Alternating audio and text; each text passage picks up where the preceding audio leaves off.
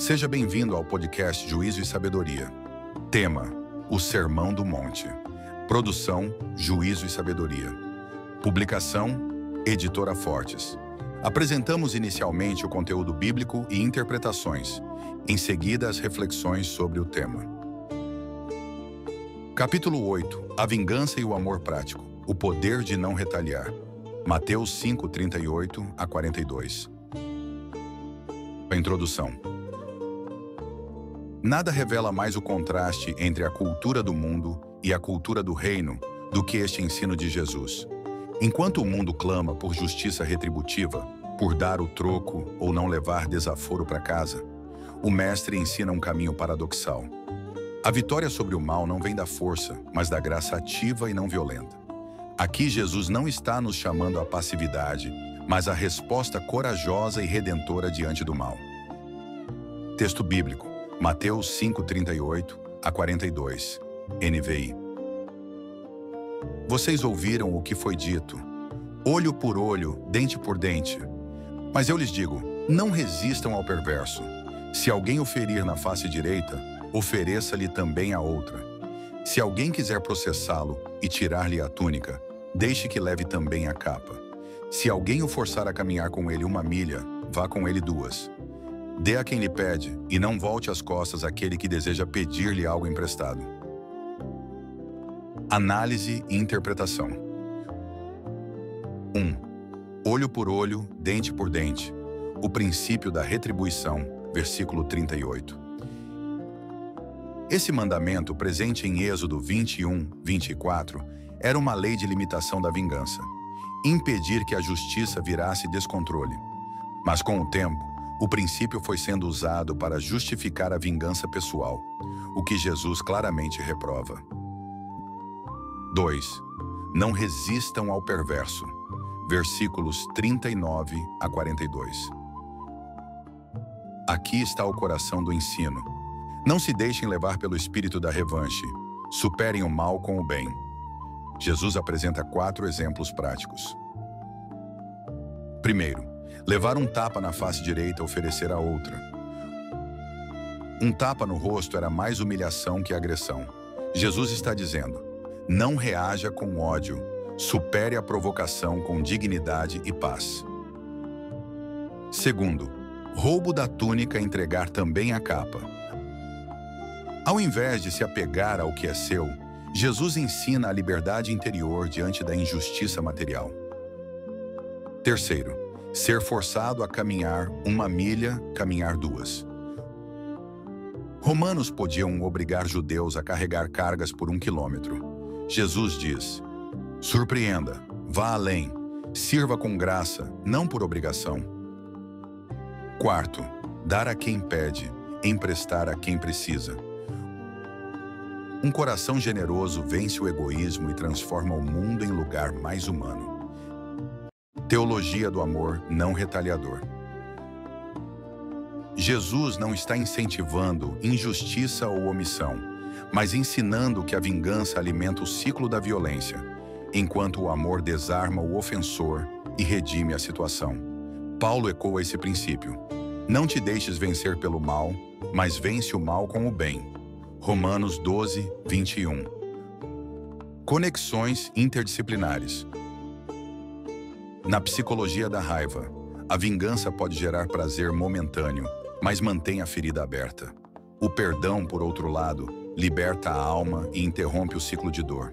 Em Gandhi e Martin Luther King Jr., inspirados por esse ensino, adotaram a resistência não violenta como forma de justiça transformadora.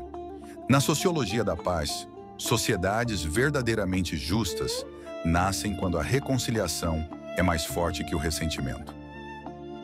Aplicações práticas. Perdoe quem te feriu, mesmo que a ferida ainda doa. Quando insultado, responda com silêncio ou mansidão. Em vez de ganhar a discussão, procure salvar a relação. Ajude alguém que não pode te retribuir. Isso é amor gratuito. Diante de uma ofensa, ore por sabedoria antes de reagir. Ilustração. Conta-se que certa vez um cristão foi agredido verbalmente por um vizinho. Ele respondeu com um bolo e uma carta. Você me feriu, mas eu decidi reagir com o amor de Cristo. Aqui está algo doce. Que Deus te abençoe. Dias depois, o vizinho se converteu. O amor não é fraqueza, é poder invisível que transforma. Conclusão. A ética do reino não é de justiça retributiva, mas de justiça restauradora. Jesus não quer apenas que evitemos o mal, mas que destruamos o mal com o bem. Ao agir com graça em vez de vingança, tornamo-nos filhos do Pai Celeste, que faz o sol nascer sobre bons e maus. O discípulo do reino não revida, redime. Pergunta para reflexão. Em que situação recente você teve, ou terá, a chance de responder com amor onde o mundo esperaria vingança?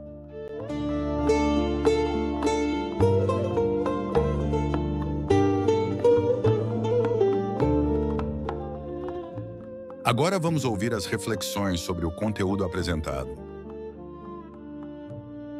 Oi, pessoal. Sabe, a gente cresce ouvindo muito aquele ditado, né? Não leva desaforo para casa. Olho por olho, dente por dente.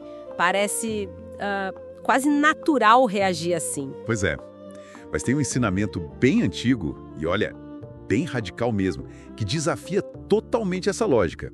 Exato. E é sobre isso que a gente vai conversar hoje, mergulhando ali em Mateus, capítulo 5, versículos 38 a 42. É um trechinho curto, né? Mas, nossa, quanta coisa tem ali. Muita coisa mesmo.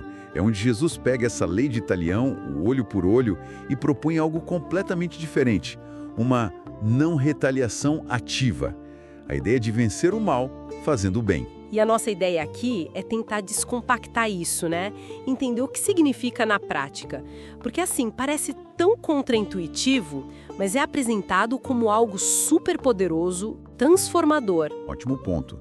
Para começar, é bom lembrar que o olho por olho original, lá no Antigo Testamento, em Êxodo, bem, não era exatamente um passe livre para vingança pessoal. Ah, não era? Eu sempre pensei que fosse, tipo, uma justificativa. Na verdade, a intenção era mais legal, tipo, limitar a vingança, para apenas ser proporcional ao crime, sabe? Evitar aquelas espirais de violência sem fim, uma contenção. Entendi. Para colocar um limite, então. Mas parece que com o tempo a interpretação mudou, né? Exatamente. O pessoal começou a distorcer, a usar como desculpa para vingança particular mesmo. E é aí que Jesus entra e diz: "Vocês ouviram o que foi dito. Olho por olho, dente por dente. Mas eu lhes digo, não resistam ao perverso." Certo. Não resistir ao perverso. Isso soa um pouco passivo demais, talvez. Mas pelo que entendi da análise, não é bem isso, né? Não é fraqueza. Não mesmo. É mais uma recusa a entrar no jogo do agressor, a não espelhar a maldade. É escolher uma resposta que, tipo, quebra o ciclo vicioso. É uma resistência ativa, só que com outras ferramentas. Que ferramentas seriam essas? Jesus dá 4 exemplos bem práticos. O primeiro: se alguém o ferir na face direita, ofereça-lhe também a outra. E aqui o contexto cultural é chave, sabe? Como assim? Um tapa na face direita, naquela época, geralmente dado com as costas da mão, era um insulto gravíssimo, uma humilhação pública. Nossa. Então, oferecer a outra face não é só aguentar a dor física. É mais sobre responder à humilhação com uma dignidade que meio que desarma a pessoa. Expõe a pequenez do ato dela. Perfeito. É se recusar a ser rebaixado ao nível do insulto. O segundo exemplo: e se alguém quiser processá-lo e tirar-lhe a túnica, deixe que leve também a capa. A túnica era a roupa de baixo, básica. A capa era a mais valiosa, essencial para se aquecer. Entregar a capa também. Isso parece um desapego enorme, talvez para mostrar que o valor da pessoa não está nas coisas materiais, mesmo sofrendo uma injustiça, uma espécie de liberdade interior. Exato. Mostra que sua segurança não depende daquilo. O terceiro exemplo é o da segunda milha. Soldados romanos podiam forçar um judeu a carregar equipamento por 1 milha. Era lei, mas era odiado, uma imposição. Imagino. E aí Jesus sugere andar 2 milhas. É pegar essa obrigação e transformar uma escolha. Surpreendente.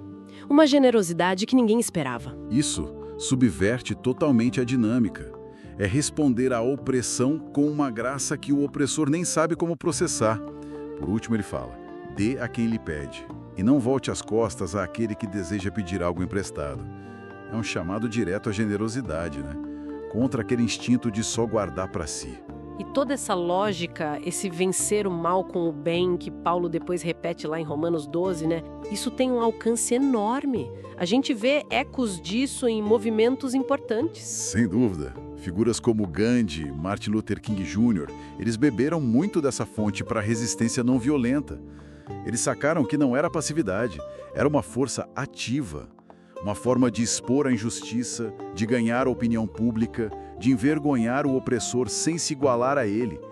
Usaram a dignidade como arma, digamos. E tem um lado psicológico também, né? Ficar remoendo a ofensa, buscando vingança, isso prende a gente na dor. Tem estudos que mostram até o custo físico disso, do rancor. Totalmente.